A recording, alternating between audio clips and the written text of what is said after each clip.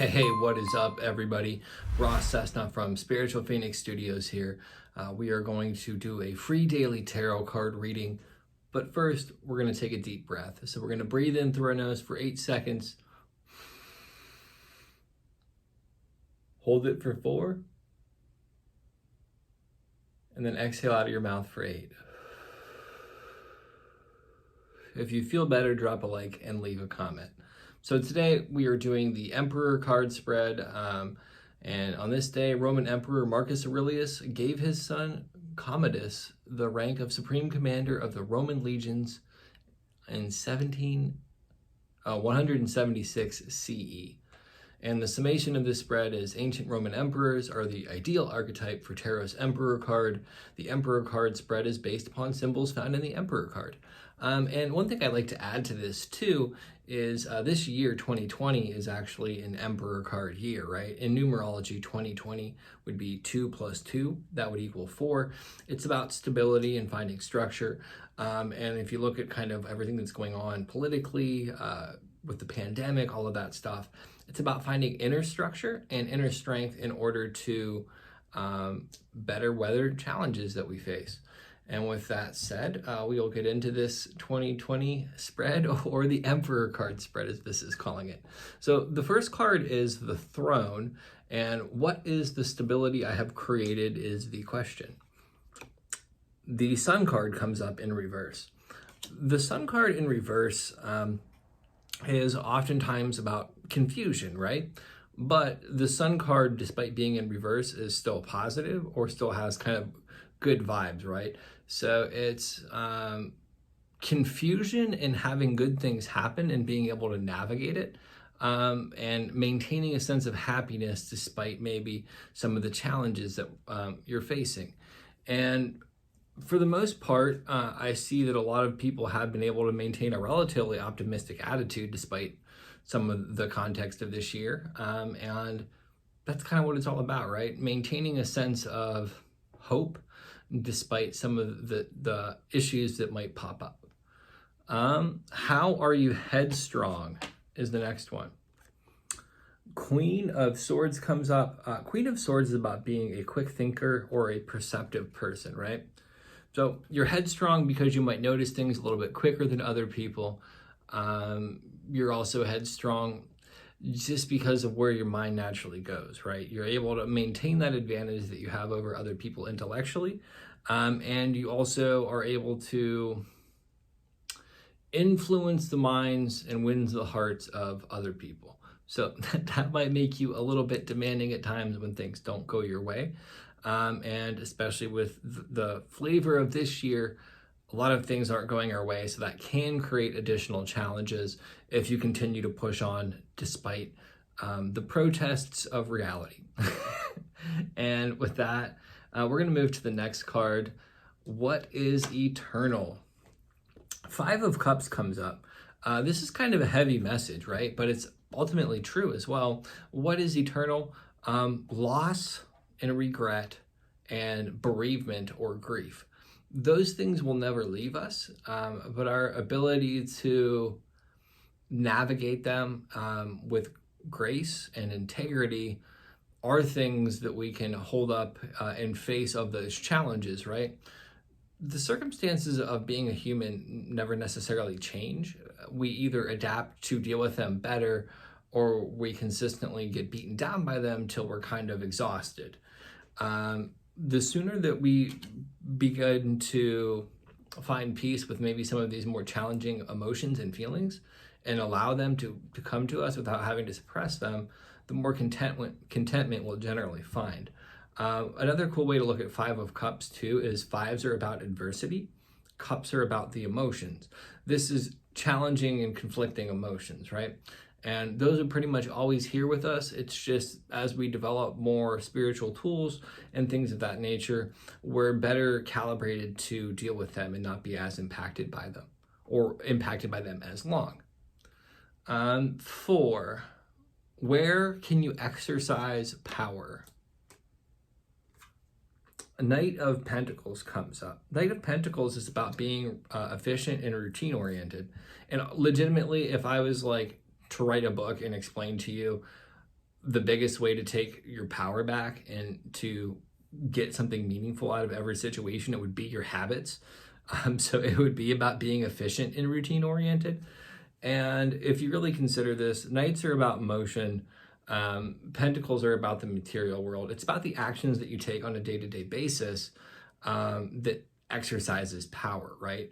And a lot of us have, over time, maybe cultivated ways of responding to situations and dealing with challenges that only diminish our stability in the long term, but immediately they might provide some temporary satisfaction or relief from the hardships that we're facing. But when you begin to make incremental changes to how you respond to situations one by one over a period of time, the investment in that takes on a life of its own. And then you really begin to have this power manifest in your life to steer yourself into somewhat control and create your own destiny, obviously within the confines of whatever the universe wants to throw at you, but you're better suited to navigate those challenges than somebody who doesn't have the stability of these habits and practices, right? And this goes into like what you do daily. Like that's why meditation, Tai Chi, all of this stuff is good daily habits, because it creates a foundation that can help center you despite outside circumstances. How do you connect with spirit is number 5. This one's heavy as hell. It is 10 of Swords.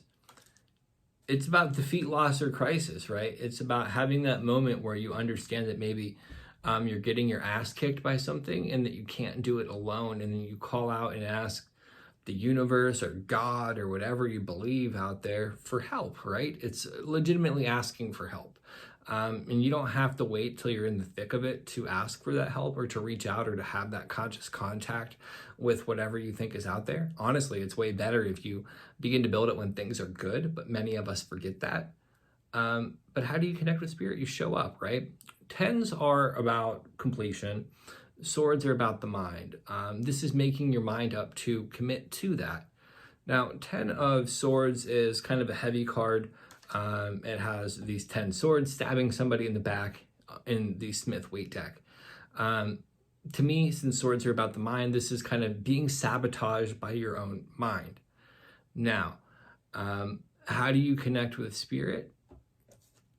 You kind of face your own mind, right? Because 10 of Swords, although it's this sense of defeat, loss, or crisis, it's also this transformation that occurs as a result of that.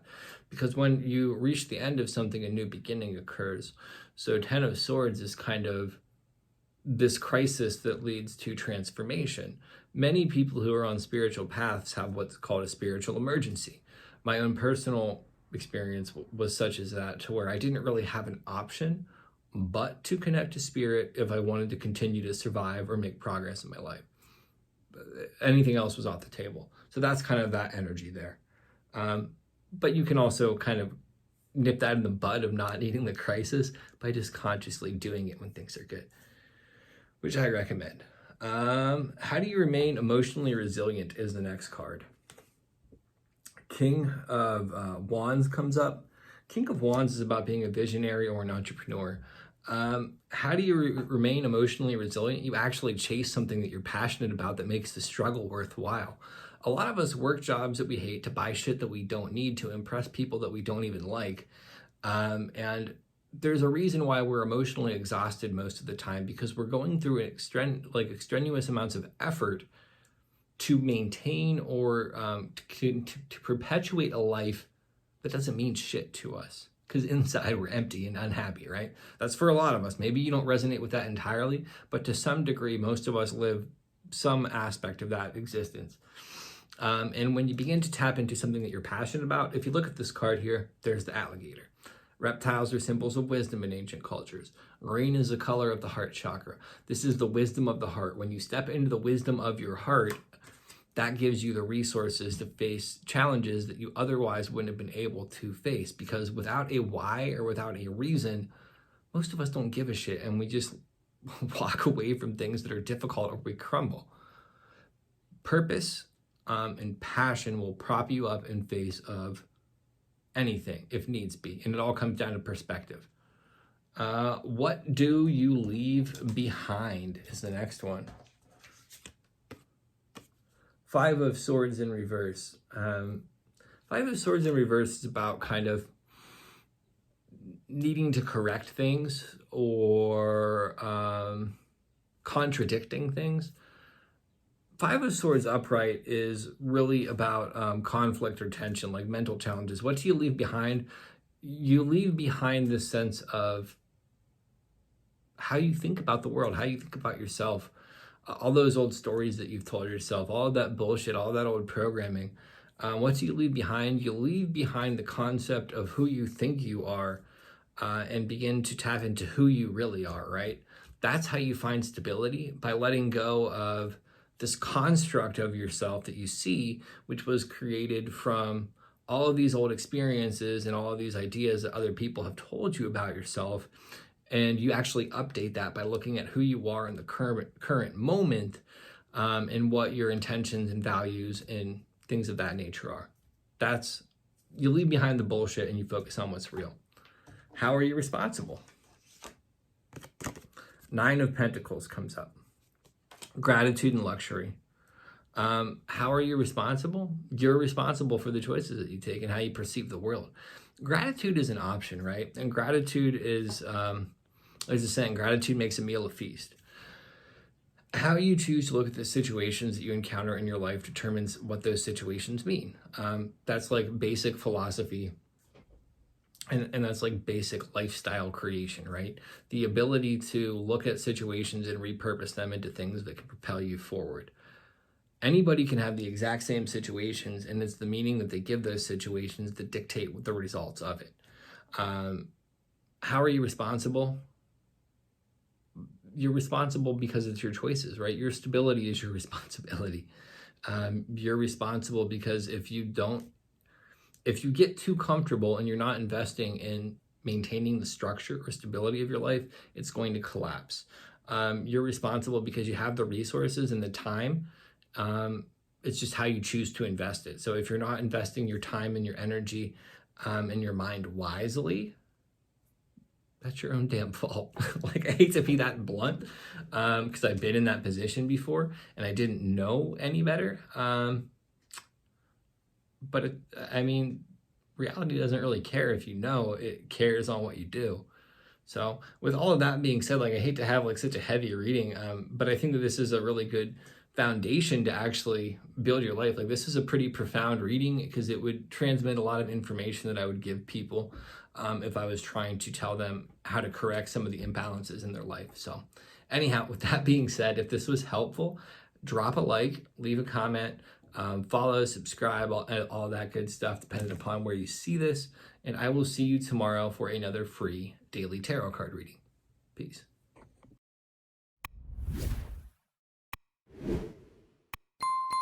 Hey, thanks again for checking out my channel. If you haven't already, subscribe by hitting the phoenix down below and check out more of my videos over there.